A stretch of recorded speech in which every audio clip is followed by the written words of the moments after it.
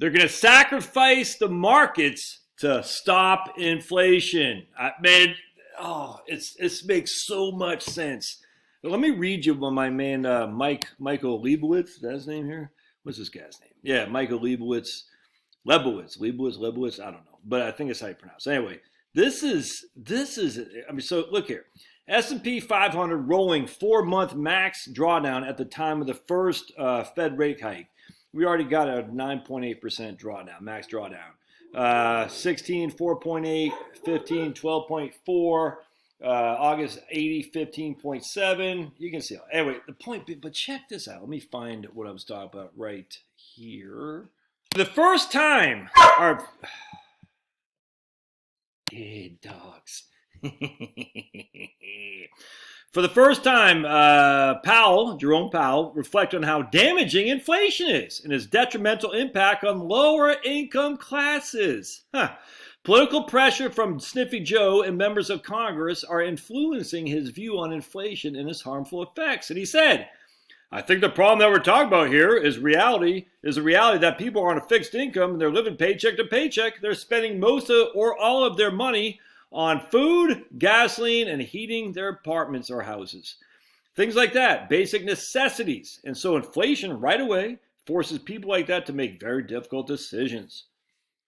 The point is, here it is right here. Here it is. The point is some people are just really prone to suffer more. I mean, for people who are economically well off, inflation isn't good, it's bad.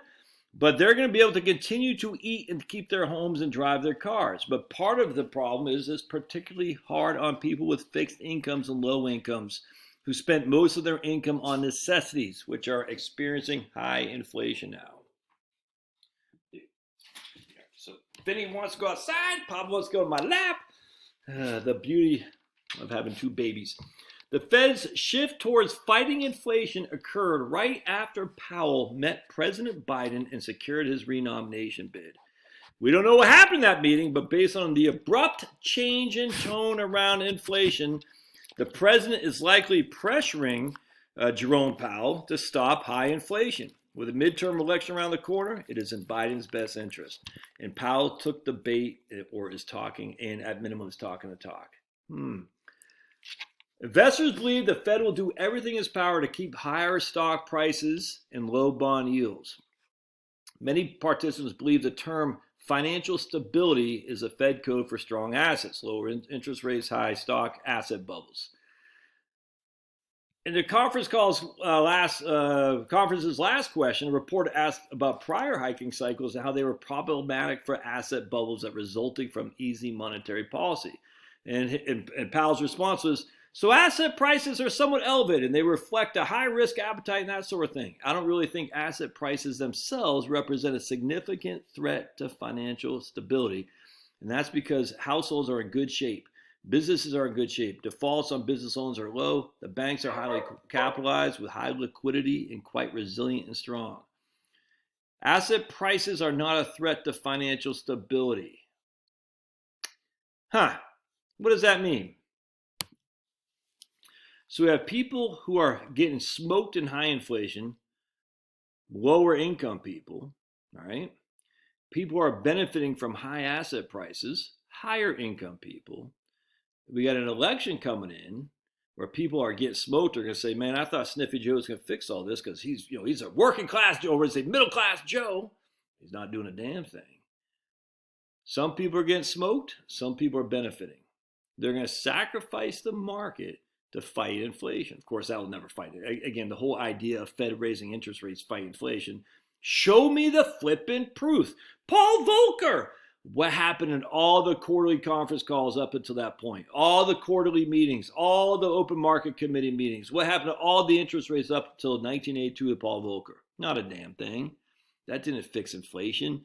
What fixed inflation was just taking off the ceilings that were keeping things down, which meant that you had less supply of goods.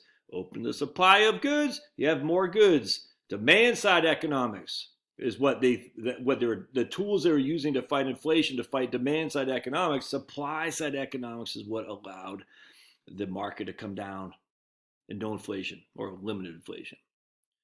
No one wanted an Apple iPhone until it was supplied.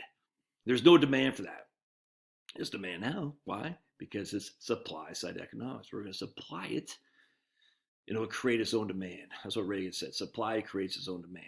They deregulated, and it started under Carter, by the way. I mean, just as an FYI, I always go back to this. So look, I used to be the biggest anti-Carter guy and pro-Nixon guy. Hell no, man. Nixon's a clown. I'd take Carter any day of the week over Nixon, 100%. Nixon's a clown. But anyway, when Reagan got in there, and he put Carter's deregulation on steroids, and they did raise interest rates. It did hurt for sure, but they've been raising them since freaking 1974, 1972 before that, and nothing happened. So the idea of raising interest rates ain't gonna do crap. It's not. Look at this guy. Look at the little teeth right there. Hi. Look at that guy. He's getting fat, man. I gotta take you back on walks. Problem is when I take Pablo on walk, his brother's like, take me too, and I can't take them both because Finney's too strong. I got a zit right there. Oh, what the hell, man?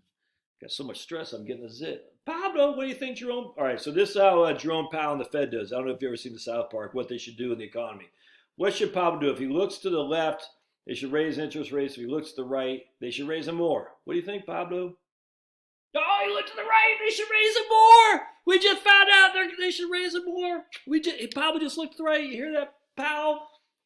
Anyway, point being is they're going to sacrifice the market by raising interest rates for sure. Not going to do anything to stop inflation, and it'll hurt the market as well because they don't mind sacrificing the wealthy with the asset bubbles. I understand that, but they think they're going to solve inflation. Not going to do it. Anyway, love to hear your thoughts. We'll see ya.